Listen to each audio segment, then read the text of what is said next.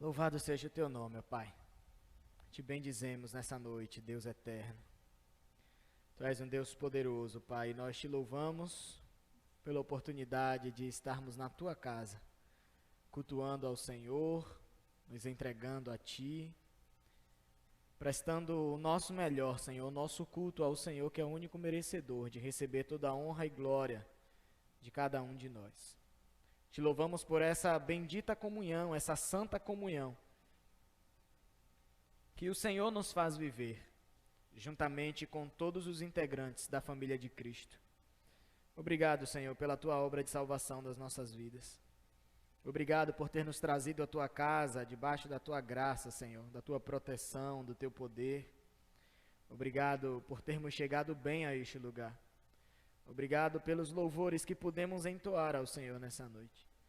E nessa hora que estaremos meditando na tua palavra, nós clamamos pela tua bênção sobre as nossas vidas, que o teu Espírito Santo trabalhe em cada um de nós, ó Pai, abrindo as nossas mentes e corações para compreendermos as verdades da tua palavra. Fala conosco, Senhor, nessa noite, que nós possamos sair daqui, neste lugar, ministrados pelo Senhor, e que o Senhor possa continuar falando conosco através da tua palavra. E que essa palavra, Pai, estudada aqui, ela possa gerar frutos nas nossas vidas para a honra e glória do teu nome. Que nós possamos verdadeiramente ser transformados pela renovação que a tua palavra traz à nossa mente. E o teu Espírito Santo, aplicando essa palavra nas nossas vidas, ela vai mudando o nosso jeito de agir. E nós vamos sendo conformados cada vez mais ao Senhor Jesus Cristo. E é isso que nós queremos, ó Pai, para as nossas vidas.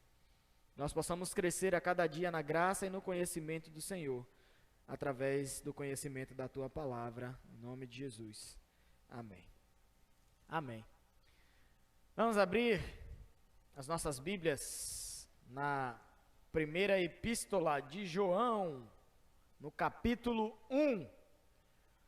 Primeira epístola de João, capítulo 1. Não é o Evangelho de João, viu? Primeira epístola de João. 1 João, capítulo 1. Você vai lá para Apocalipse, aí você volta a Judas, 3 João, 2 João, 1 João. Primeira epístola de João, capítulo 1. Nós vamos iniciar uma série de estudos nessas epístolas de João, a partir de hoje. E hoje nós vamos meditar dos versículos 1 ao versículo 4. Primeira epístola de João, capítulo 1, versículos de 1 a 4. Diz assim a palavra de Deus: O que era desde o princípio, o que temos ouvido, o que temos visto com os nossos próprios olhos, o que contemplamos e as nossas mãos apalparam, com respeito ao verbo da vida. E a vida se manifestou, e nós a temos visto, e dela damos testemunho, e vô-la anunciamos, a vida eterna, a qual estava com o Pai, e nos foi manifestada. O que temos visto e ouvido, anunciamos também a vós outros, para que vós, igualmente, mantenhais comunhão conosco. Ora, a nossa comunhão é com o Pai e com seu Filho Jesus Cristo. Estas coisas, pois, vos escrevemos para que a nossa alegria seja completa. Amém. Louvado seja o Senhor pela sua palavra. Queridos, essas epístolas de João, como o próprio título diz, ela foi escrita por João. Mas na Bíblia nós temos diversos João, né? Mas esse João, que escreveu essas epístolas, aqui a primeira, a segunda, a terceira epístola, também escreveu o Evangelho de João e também escreveu o livro de Apocalipse. Então nós estamos falando de João, o apóstolo João, o filho de Zebedeu, o discípulo amado de Jesus, como diz em João lá no capítulo 13, versículo 23. João, ele era muito íntimo do Senhor Jesus, né? Tanto que a palavra diz que ele era o discípulo que o Senhor muito amava. João, ele buscou sempre estar próximo do Senhor, ele foi um dos discípulos, né? Um dos únicos que estavam ali aos pés do Senhor, diante da cruz, quando o Senhor estava ali morrendo. E ali, João, estando diante da cruz, né, junto com a mãe de Jesus, Jesus olha para João e ele confia os cuidados de Maria a João, né, sendo o discípulo mais próximo de Jesus. Isso aí está no capítulo 19 do Evangelho de João, versos 26 e 27. O Senhor, ele confia os cuidados de sua mãe ao apóstolo João. Esse é o João que escreveu essas epístolas, que também escreveu o Evangelho e também escreveu o livro do Apocalipse. Os historiadores e teólogos vão datar a escrita dessas epístolas de João dentre os anos 85 e 90 depois de Cristo. Provavelmente o apóstolo João, ele morreu no ano 95 depois de Cristo, quando ele foi exilado na ilha de Patmos. E quando nós falamos, né, sobre as cartas das igrejas da Ásia Menor, em Apocalipse 2 e 3, nós falamos um pouco sobre isso. Nós sabemos que todos os discípulos, todos os apóstolos de Jesus, eles foram mortos por perseguição, ou política ou religiosa. Apenas o apóstolo João morreu de velhice. Ele foi o único dentre os 12, né, que morreu de velhice.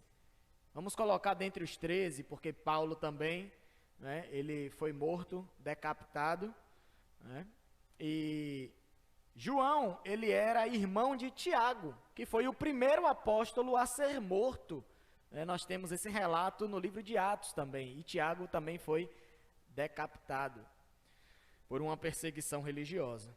Então o apóstolo João, ele provavelmente morre no ano 95, foi exilado na ilha de Patmos, mas antes disso ele tinha sido condenado a morrer, né, dentro de um caldeirão de óleo fervente, e ele é jogado dentro desse caldeirão, mas ele sobrevive, né, de maneira milagrosa, e como nem o óleo quente conseguiu matar João, pegaram João e exilaram ele na ilha de Patmos. E ali naquela ilha, o Senhor deu a visão a ele do livro do Apocalipse e mandou que ele escrevesse, né, e é um livro que fala para nós sobre as últimas coisas. Uma outra curiosidade também sobre João é que, já na sua velhice, João, ele sucedeu Paulo e Timóteo como pastor da igreja de Éfeso. Os teólogos e historiadores dizem que João, no final da sua vida, ele estava, né, pastoreando a igreja de Éfeso. E provavelmente essas epístolas que João escreve, ele estava na cidade de Éfeso pastoreando aquela igreja.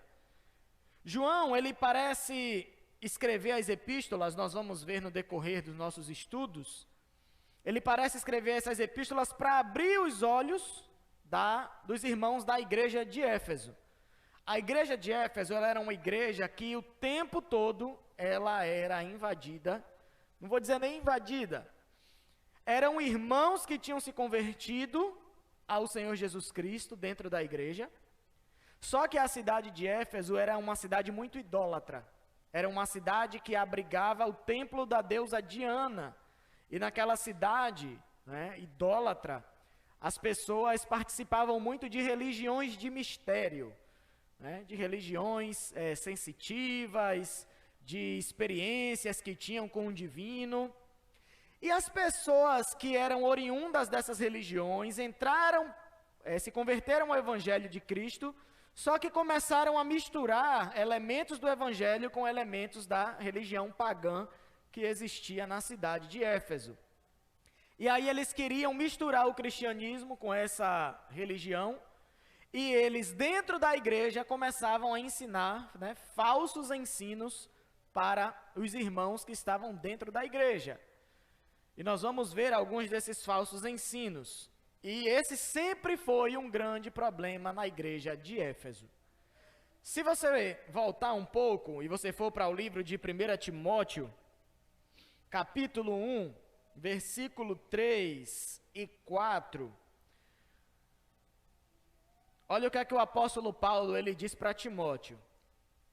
quando eu estava de viagem rumo da Macedônia, te roguei que permanecesses ainda em Éfeso, para admoestares a certas pessoas, a fim de que não ensinem outra doutrina, nem se ocupem com fábulas e genealogias sem fim, que antes promovem discussões do que o serviço de Deus na fé.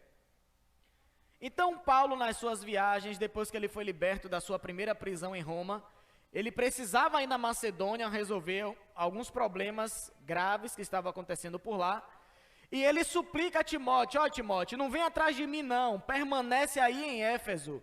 E admoesta essas pessoas que aí estão, que estão ensinando falsas doutrinas dentro da igreja. Admoeste a elas a fim de que não ensinem outra doutrina, porque as pessoas estavam se desviando do genuíno evangelho que o apóstolo Paulo tinha pregado ali naquela cidade.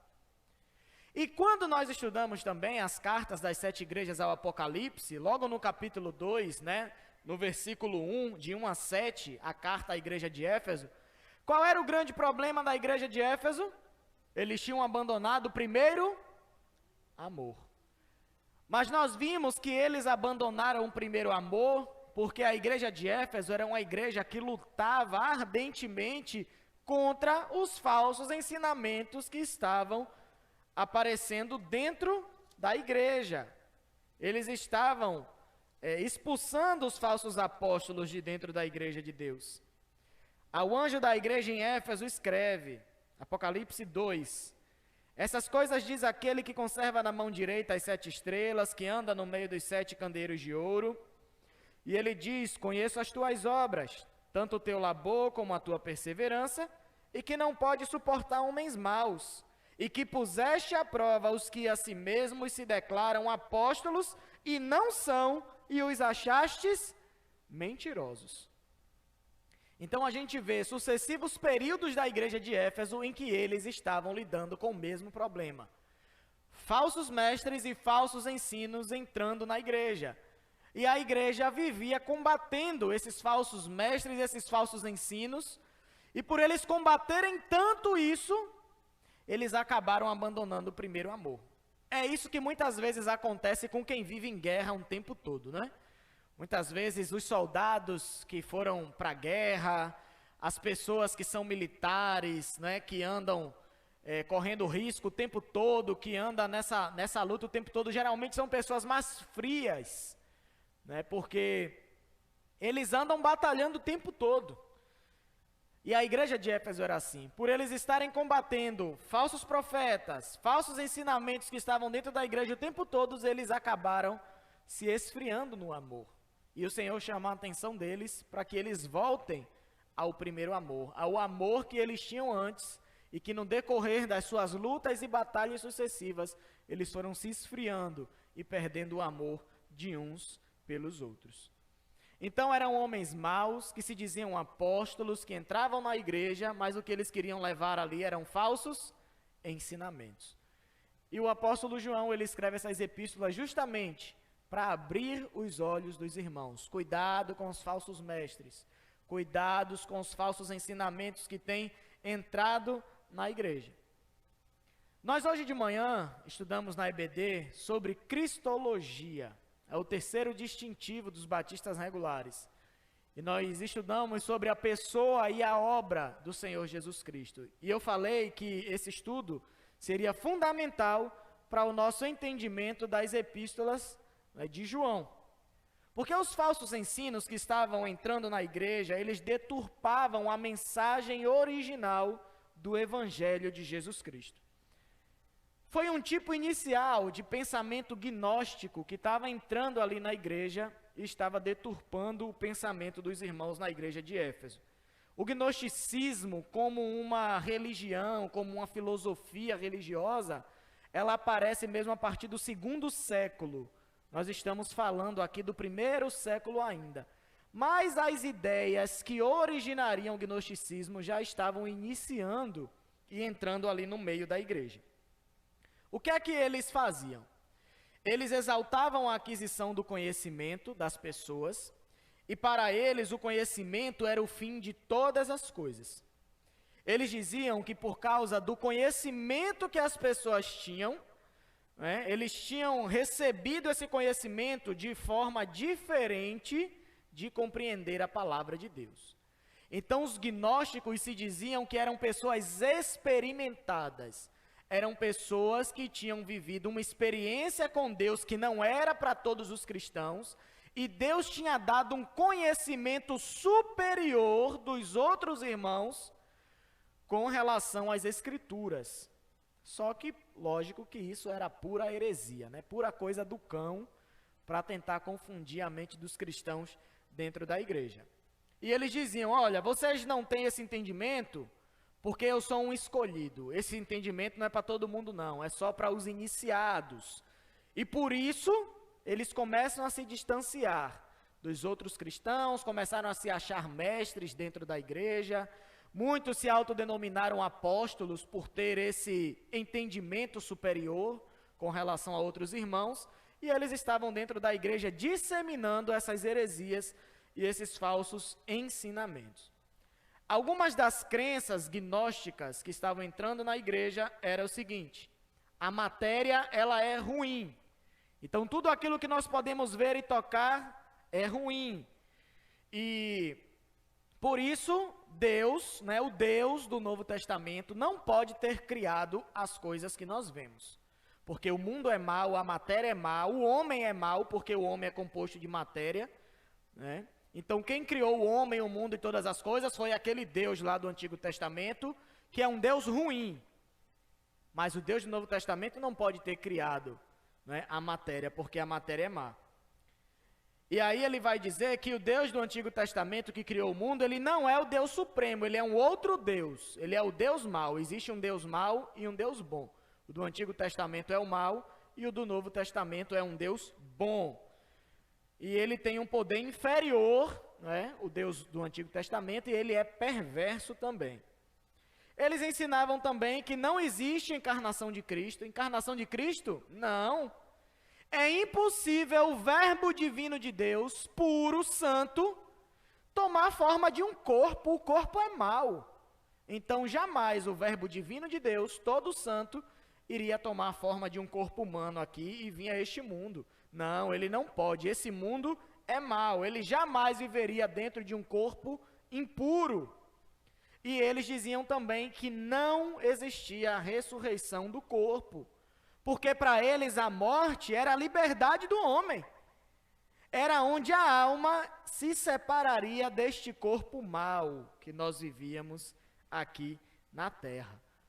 Se quem morre fica livre de viver num corpo impuro, por que é que Jesus iria morrer e ressuscitar no mesmo corpo, se o corpo é mau? Mas nós sabemos que o Senhor Jesus, quando ressuscita, ele ressuscita com um corpo glorificado.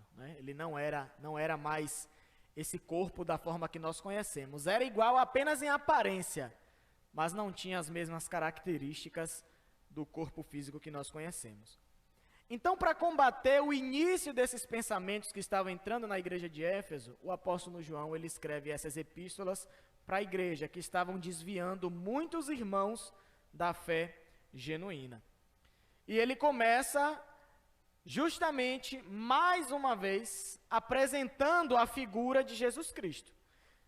Se os falsos apóstolos e as heresias que eles estavam ensinando deturpavam o ensinamento de quem verdadeiramente era o Senhor Jesus, o ensinamento que o Evangelho do próprio Jesus trouxe para o nosso conhecimento, se eles estavam deturpando isso, João ele começa trazendo à tona novamente o verdadeiro significado de quem é Jesus e qual foi a sua obra no nosso meio. E por isso ele começa, o que era desde o princípio. E quando a gente olha para essa frase inicial de João, a gente fica um pouco encucado. Se ele está apresentando Jesus, por que ele usa o pronome demonstrativo o que? O que era? Ele não usa aquele que era, quem era. Ele usa o que? O que geralmente nós usamos para algum objeto, alguma coisa, e não para uma pessoa.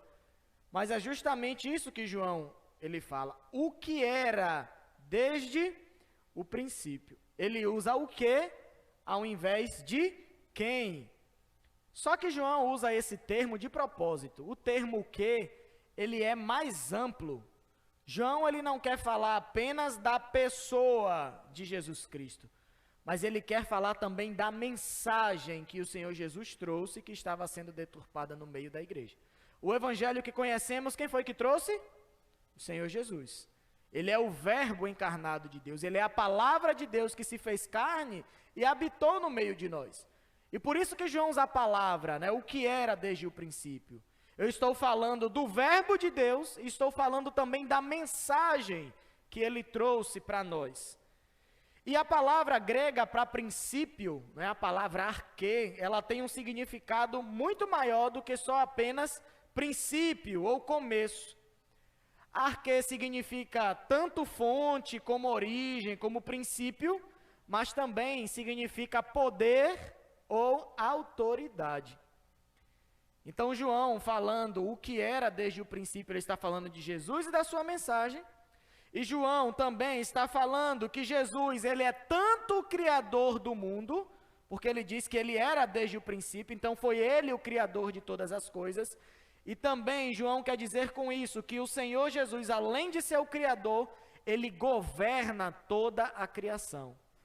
Além de ser o criador, ele governa todas as coisas. Jesus não estava apenas no princípio.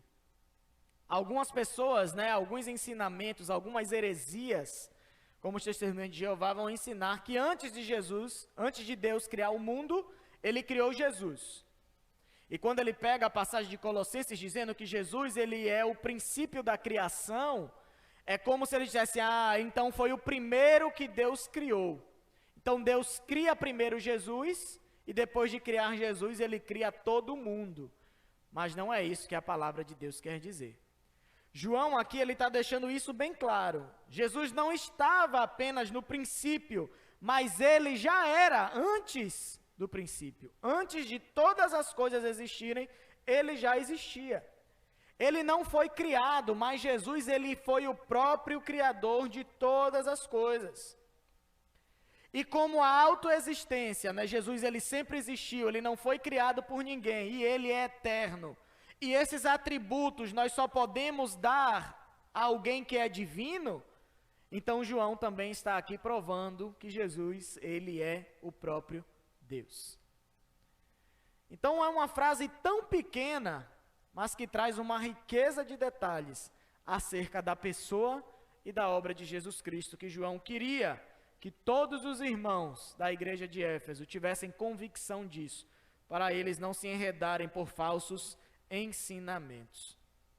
Jesus, ele não é uma emanação de Deus, como os gnósticos ensinavam. Ele não é um ser criado antes da criação de todas as coisas, antes da criação do universo, como ensinam as testemunhas de Jeová. Jesus, ele não foi apenas um profeta, como o Islã ensina.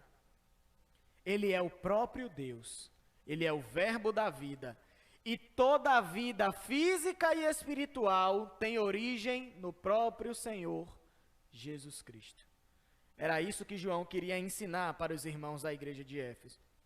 E ele continua, o que temos ouvido, o que temos visto com os próprios olhos, o que contemplamos e as nossas mãos apalparam com respeito ao verbo da vida. O verbo de Deus, Jesus Cristo, pré-existente, eterno, divino, se fez carne. E ele habitou no meio de nós. João diz isso no capítulo 1, versículo 14 do Evangelho de João. E o verbo se fez carne e habitou entre nós. E João está aqui dizendo que ele mesmo, ele é testemunha disso. E ele vai usar justamente os principais sentidos do corpo humano para testificar aquilo que ele viu. Ele vai falar primeiro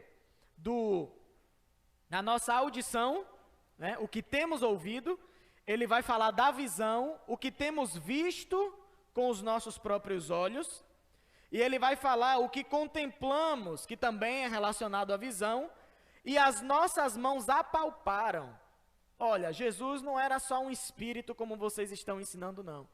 Jesus, o Verbo de Deus, ele verdadeiramente se fez carne e habitou no meio de nós. E ele usa aqui, o que temos ouvido, ele usa no plural. Não foi uma experiência pessoal dele com Jesus.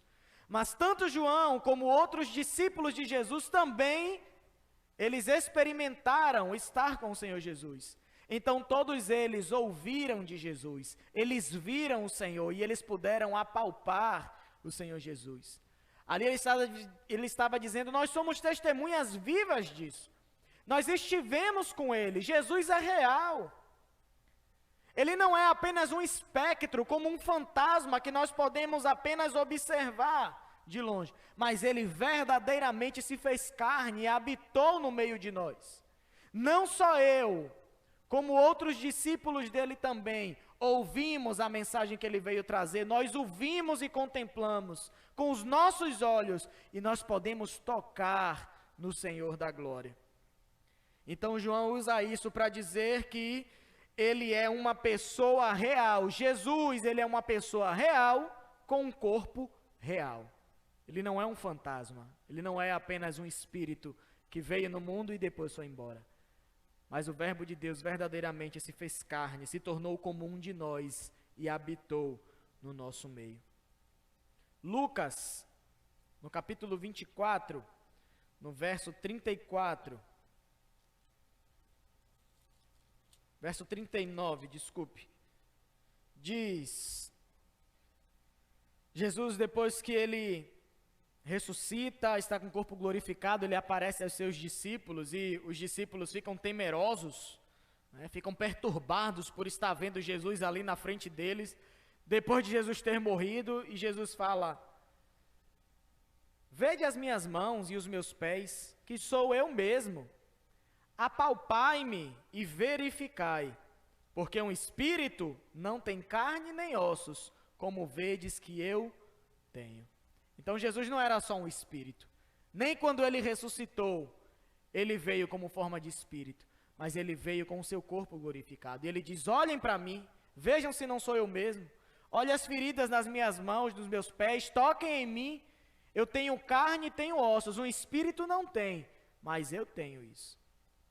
E João queria trazer isso à memória. João estava ali no meio dessa reunião quando Jesus aparece, e ele está dizendo, eu sou testemunha viva disso. Eu vi com os meus olhos e eu apalpei com as minhas mãos. O Verbo vivo de Deus que se fez carne e habitou entre nós. E ele diz aqui, ele chama Jesus de o Verbo da vida. O verbo vem de uma palavra grega chamada logos. E logos significa verbo ou palavra. João aqui está escrevendo para o povo de Éfeso. O povo de Éfeso era um povo chamado helenista. Era um povo que eles foram ensinados, a cultura dele era a cultura dos gregos. Então, João, quando usa a palavra logos, ele sabe que os irmãos ali de Éfeso, quando lerem, eles vão compreender o que João quer dizer, chamando Jesus de verbo da vida. A filosofia grega afirmava a existência de um logos, de uma palavra, de um verbo. Só que esse logos, ele era um princípio racional que deu origem a tudo, mas ele era impessoal. Esse logos não era uma pessoa, era apenas algo racional que criou todas as coisas. Você muitas vezes pode conversar com um ateu, ou com algum deísta que acredita na presença de um ser superior, mas ele não acredita em Deus, propriamente dito, mas eles podem dizer a você, eu acredito sim que existe algo racional que criou o mundo, porque eu não posso dizer que o mundo foi criado ao acaso, em vão, porque a gente vê que o mundo é cheio de regras, cheio de princípios, é cheio de princípios físicos, biológicos, químicos, e o mundo segue essas regras. Então, o mundo não pode ter sido criado ao acaso. Então, eu acredito num ser racional que criou isso tudo, mas não acredito que seja Deus, não acredito que tenha sido uma pessoa. Os gregos acreditavam dessa forma. E eles diziam que esse ser racional que criou tudo era o Logos.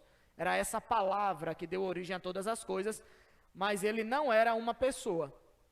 E João usa justamente a filosofia dos gregos, traz um novo sentido a essa filosofia, dizendo, olha, sabe o Logos que vocês creem e vocês dizem que não é uma pessoa? Ele é uma pessoa. Ele veio da parte de Deus para nós. Ele criou todas as coisas. E essa pessoa, esse Logos, ele é Jesus, o Filho de Deus. E Jesus é aquele que executa os planos divinos. O Pai dá a ordem e o Filho vai e executa. Esse é o Logos. O Logos não é impessoal, o Logos é uma pessoa. Ele é Jesus, o que deu origem a todas as coisas. Só que além de usar a palavra Logos, João diz que Jesus é o verbo da vida. Ele não é apenas o verbo, mas ele é o verbo da vida. E por que ele apresenta Jesus como o verbo da vida? Cristo, ele é para nós o que as nossas palavras são para as outras pessoas. Quando nós expressamos, né, as nossas palavras, elas revelam para os outros como nós somos, como nós pensamos, o que nós estamos sentindo. E Cristo, ele sendo a palavra de Deus, ele nos revela a mente e o coração de Deus. Foi justamente isso que Cristo veio fazer. Todas aquelas profecias que estavam lá no Antigo Testamento, que eram obscuras aos profetas, às pessoas, eles tinham uma profecia, mas eles não entendiam o que aquelas profecias queriam dizer. Eles só sabiam que Deus um dia enviaria o Messias.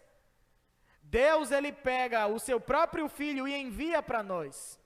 E todas aquelas profecias obscuras, o Senhor Deus, ele traz à luz ao entendimento daquelas profecias. E agora não existe mais nada obscuro. O próprio Cristo vem nos revelar a mente e o coração de Deus. Jesus, ele é o meio de comunicação vivo entre Deus e nós. Ele é o nosso mediador, não é? Ele é o mediador entre Deus e os homens. Jesus Cristo, ele é o Filho de Deus que nos revelou quem é o Pai. Por que você me pede para eu mostrar a você o Pai? Quem vê o Pai, quem vê a mim, vê o Pai que está no céu. Paulo diz isso em Colossenses. Jesus Cristo, ele é a imagem do Deus invisível. Conhecer a Jesus é o mesmo que conhecer a Deus. Ele é a imagem do Deus invisível. E como João diz no capítulo 5, no versículo 20, Jesus Cristo é o verdadeiro Deus e ele é a vida eterna.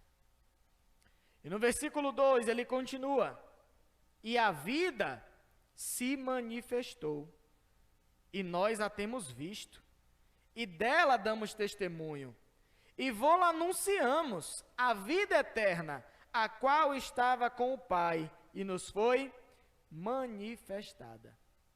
Veja que João usa a vida, ele não diz somente vida, ele usa um artigo definido antes do substantivo. Ele usa a vida, para chamar a atenção para a plenitude de vida que havia em Cristo Jesus. Em outras palavras, João está dizendo, Jesus, o verbo de Deus que se fez carne e habitou entre nós, ele não é apenas um tipo de vida, mas ele é a própria vida. Nada do que foi feito se fez se não fosse por intermédio de Jesus Cristo. Ele é o autor de todas as coisas que foram criadas. Ele é a própria vida, a vida emana do próprio Senhor Jesus Cristo. Nele habita a plenitude da vida de Deus. E para João, Jesus, ele não é apenas o doador da vida, ele não é apenas aquele que nos deu a vida eterna, mas ele é a própria essência da vida, ele é a própria vida, ele é o que dá vida. Somente em Jesus, o homem pode vencer a morte e viver, tanto agora como na eternidade, uma vida abundante. A palavra de Deus nos diz que quando nós estávamos mergulhados na nossa vida de pecado, nós estávamos mortos. Antes do Senhor Jesus fazer uma obra nas nossas vidas, nós estávamos mortos nos nossos delitos e pecados. Mas o Senhor Jesus, Ele mesmo, nos deu vida. E quando Ele nos dá vida, Ele nos dá vida, ilumina nossa mente, nós recebemos a mensagem do Evangelho através de alguém que também foi vivificado pelo Senhor, e o Espírito Santo fez a obra na nossa mente com relação a essa palavra do Evangelho que recebemos, e nós podemos compreender o nosso estado que nós estávamos antes, e o quanto nós precisamos dessa vida, o quanto nós precisamos desesperadamente de Jesus Cristo, para que Ele nos livre da morte que o pecado causa nas nossas vidas. Só podemos ter vida abundante e a vida eterna se estivermos em Cristo Jesus. Você quer viver em abundância de vida? Você precisa estar nas mãos do Senhor. O Senhor Jesus precisa ser o Senhor e Salvador da sua vida. As pessoas do mundo buscam abundância na sua vida enquanto estão aqui nessa terra. Por isso eles buscam realizar os seus próprios desejos, realizar os seus prazeres. Por isso as pessoas do mundo buscam ser ricas, comprar tudo aquilo que o dinheiro pode dar a elas. Para eles isso é abundância, é viver em abundância, é viver com alegria. Mas a palavra de Deus nos mostra que a nossa vida aqui nesse mundo ela é passageira. As coisas materiais, a traça e a ferrugem corroem. Um dia tudo isso acaba. Mas aquele que está em Cristo, ainda que passe tudo isso aqui, ainda que a gente morra, ainda assim nós viveremos, porque estamos em Cristo. E é lá, na eternidade, que nós vamos viver abundantemente a verdadeira alegria que está no Senhor Jesus.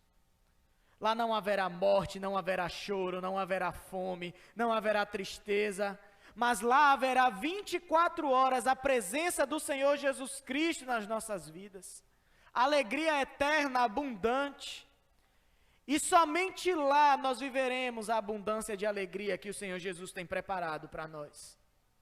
Mas isso só está preparado para aqueles que se tornam filhos e filhas de Deus. Se você ainda não entregou a sua vida ao Senhor Jesus, se você ainda vive na sua vida de pecado, eu te faço um convite hoje, a você entregar a sua vida ao Senhor Jesus.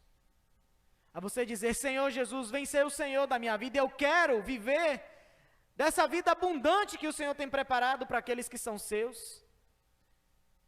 Eu sei que talvez eu não viva essa abundância aqui neste mundo, porque tudo isso é passageiro, mas eu quero viver a eternidade contigo, eu quero desfrutar dessa vida eterna que o Senhor tem para aqueles que são seus filhos. Somente assim nós viveremos a verdadeira abundância de vida nas nossas vidas, se estivermos com o Senhor Jesus Cristo. Quando estamos em Jesus, queridos, a própria vida de Deus jorra dentro de nós por toda a eternidade.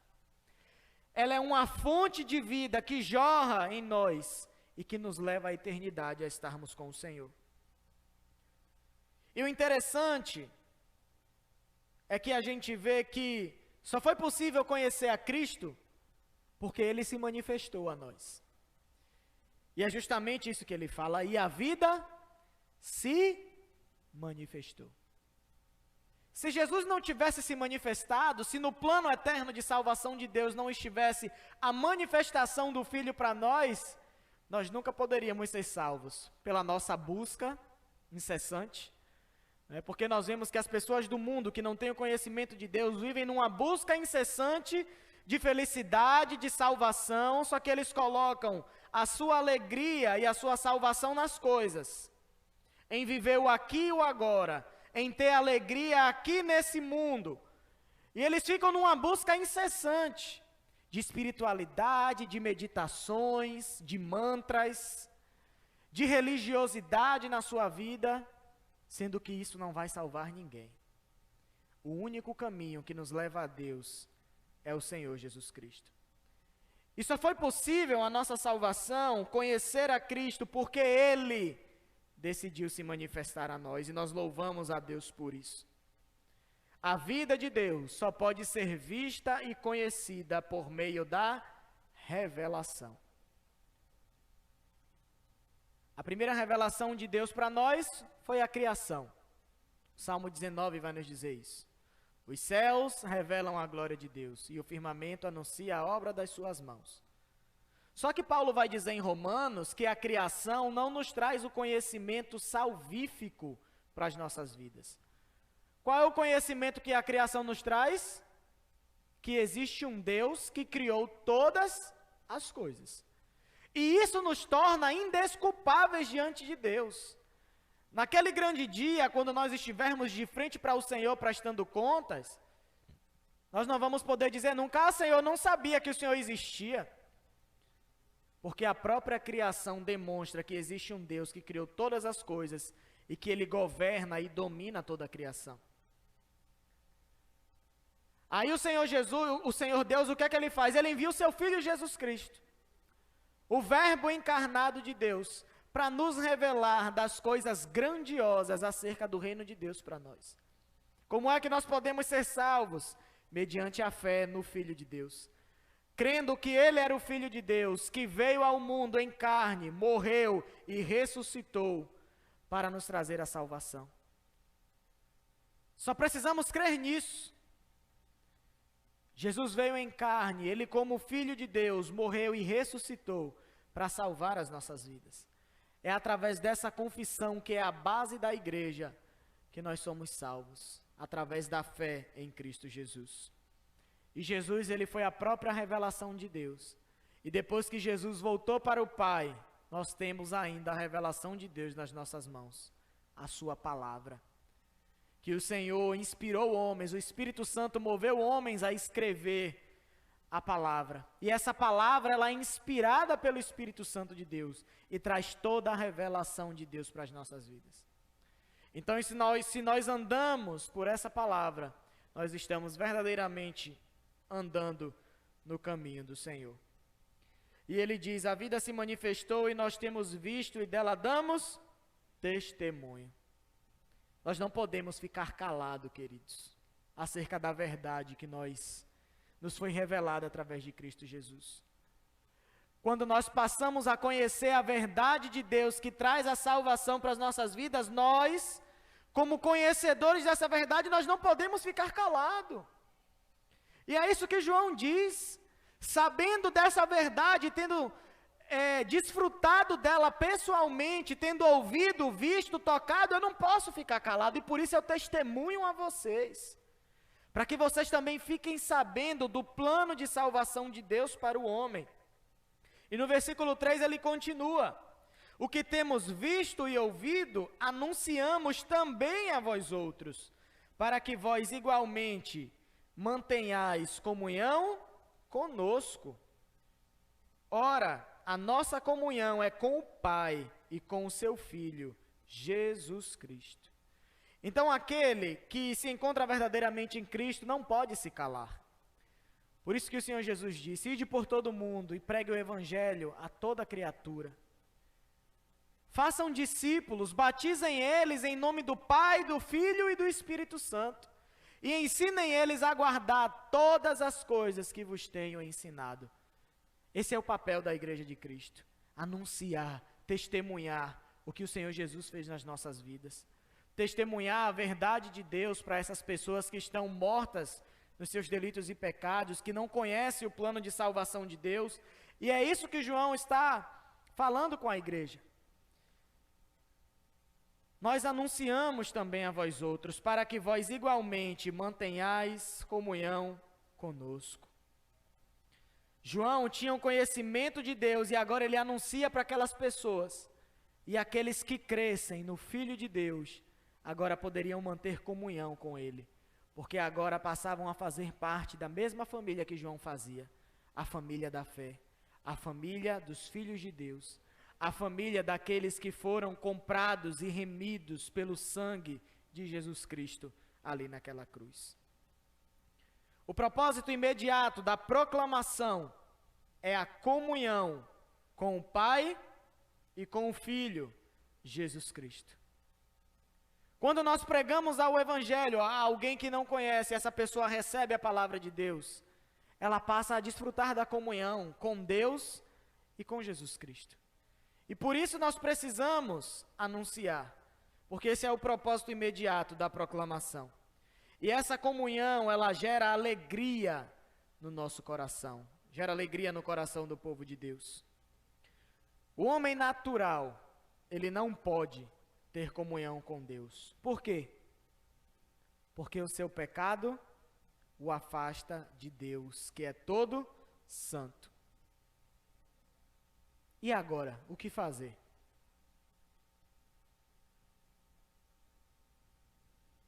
Deus, em sua soberania e em seu plano eterno, ele envia o seu Filho Jesus Cristo. Jesus, ele se fez carne e leva sobre si os nossos pecados ali na cruz do Calvário. Ele morre pelos nossos pecados e ressuscita para a nossa justificação. E agora, por causa da obra de Jesus e pelos méritos dele que são aplicados nas nossas vidas, nós somos perdoados por Deus. E além do perdão, o Senhor nos dá um novo coração. As coisas velhas se passam e ele vai fazendo nova todas as coisas. E além disso, nós recebemos do Pai uma nova vida.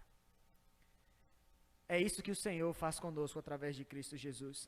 É isso que a nossa comunhão com Deus faz em nós. Nos dá uma nova vida, nos torna justos diante de Deus, apaga o nosso passado e através de Cristo nos dá livre acesso ao Pai. E agora sim, mediante Cristo Jesus, nós podemos ter comunhão com Deus. E Deus se torna o nosso prazer. Nós não temos mais prazer nas coisas do mundo. Nós não temos mais prazer em realizar os nossos sonhos, em comprar aquilo que sempre quisemos. O nosso prazer agora está em Deus. Porque não vivemos mais nós, mas Cristo vive nas nossas vidas.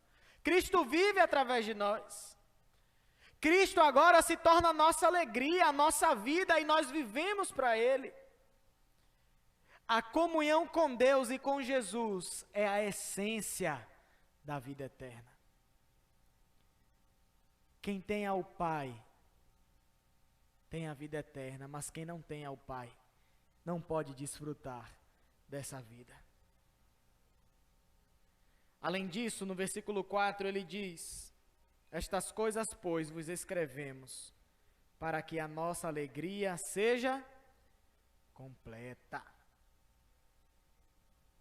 Qual é a marca do verdadeiro discípulo de Cristo? Vamos lá, João capítulo 13, o Evangelho agora, versos 34 e 35.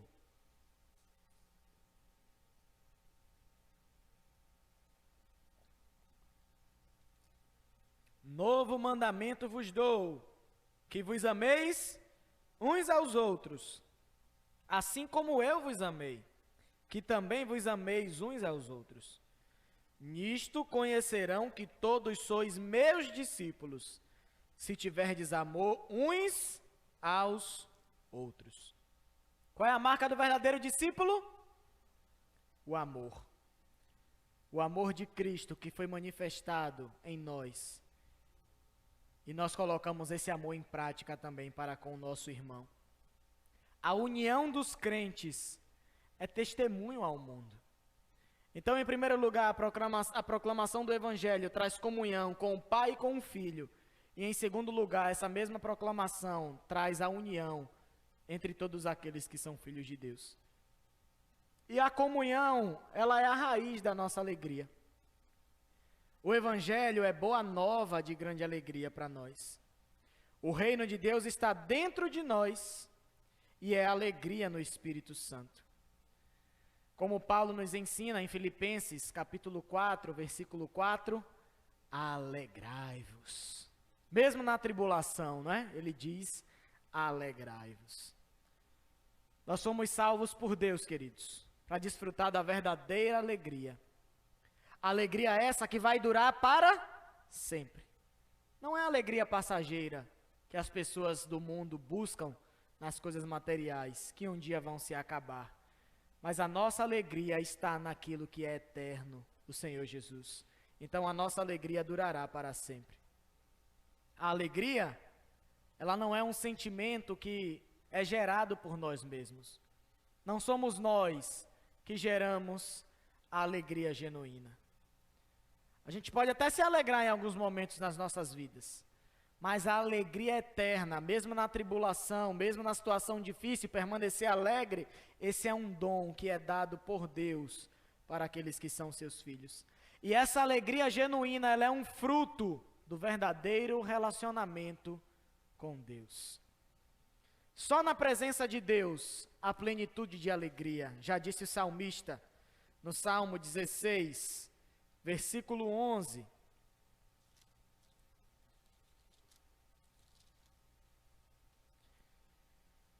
Tu me farás ver os caminhos da vida. Na tua presença há plenitude de alegria. Somente na presença de Deus nós podemos desfrutar essa plenitude de alegria. Essa alegria que vem do céu, essa alegria que é indestrutível. E o mundo nem pode nos dar essa alegria que é eterna e também não pode tirar de nós. E louvado seja Deus por essa alegria que Ele tem colocado no nosso coração. E João, ele começa a sua primeira epístola para aqueles irmãos, trazendo essas verdades para ele, de quem é Jesus, do que o Senhor Jesus fez, para quebrar toda aquela heresia, todos aqueles falsos ensinamentos. E com esses ensinamentos enraizados no coração, a gente consegue discernir aquilo que não é a verdade. Para a gente saber o que é falso, nós precisamos ter convicção daquilo que é verdadeiro. Como é que um banco ensina os caixas a saber se uma nota é verdadeira ou falsa? Ele pega vários tipos de cédula falsa e dá para os caixas lá do banco para ficar olhando as cédulas falsas? Não. Eles chegam com as originais e digam, vejam aqui as verdadeiras. E tudo aquilo que for diferente disso que vocês estão vendo, é falso. Então, se a igreja do Senhor quiser ter convicção do que é um falso ensinamento, de quem são falsos profetas, de quem são pessoas que se levantarão nesses últimos tempos para tentar nos enganar, nos afastar do Senhor, nós precisamos estar enraizados naquilo que é a verdade de Deus para as nossas vidas, que é a sua palavra. Palavra essa trazida pelo Senhor Jesus Cristo, o Verbo encarnado de Deus que habitou no meio de nós. Quer saber o que é falso? Conheça a verdade. E certamente você não será enganado e nem estará andando por falsos ventos de doutrina aí na sua vida. Se apegue à verdade de Deus e você estará longe de tudo aquilo que não procede do Senhor. Amém? Glória a Deus. Vamos orar. Obrigado, Senhor, pela Tua palavra. Obrigado, Jesus, por esses ensinamentos tão ricos que o apóstolo João nos traz através da sua epístola. Mas nós sabemos que foi o Teu Espírito Santo que moveu o Teu servo a escrever essas palavras que são inspiradas por Ti. E obrigado pelo entendimento e ensinamento que ela traz para as nossas vidas. Nos ajuda, Senhor, a andarmos na verdade, a andarmos no Teu caminho, para que não sejamos enganados, Senhor, neste mundo. Para que estejamos sempre andando nas Tuas veredas, para que estejamos andando sempre na Tua palavra, em nome de Jesus. Se há alguém aqui, Pai, neste lugar, que ainda não serve ao Senhor, que não Te conhece, eu peço a Ti, Espírito Santo, que o Senhor faça a obra na vida dele nessa noite. Que o Senhor possa convencê-los do pecado, da justiça e do juízo. E que eles possam abrir o seu coração para Te receber como Senhor e Salvador da vida deles. Essa é a maior alegria que o homem pode desfrutar, ó Pai. E infelizmente o mundo tem cegado as pessoas com as suas vãs filosofias, com seus falsos ensinamentos que só faz afastar o homem do Senhor. E muitas vezes o homem se acha tão forte, Senhor, tão grande, e acha que não precisa do Senhor. Mas nós que somos Teus filhos sabemos o quanto nós precisamos de Ti. Que nada podemos fazer sem o Senhor, ó Pai. E que assim como nós desfrutamos dessa verdadeira alegria, nós que somos salvos, que o Senhor possa conceder a salvação também a essas pessoas que não te conhecem, para que eles possam estar em comunhão conosco, desfrutando dessa verdadeira e eterna alegria que só pode ser obtida através do Senhor. Em nome de Jesus. Nos fortalece, ó Pai, como igreja, e nos ajuda a mostrarmos ao mundo a verdadeira marca daqueles que são seus filhos, que é o amor uns para com os outros. Que nós possamos testemunhar ao mundo quem Tu és, através do amor, Pai, que nós temos uns para com os outros, em nome de Jesus. Que o Senhor seja glorificado através da Tua igreja, e que o Senhor nos fortaleça a cada dia na Tua palavra, para a honra e glória do Teu nome, em nome de Jesus. Amém.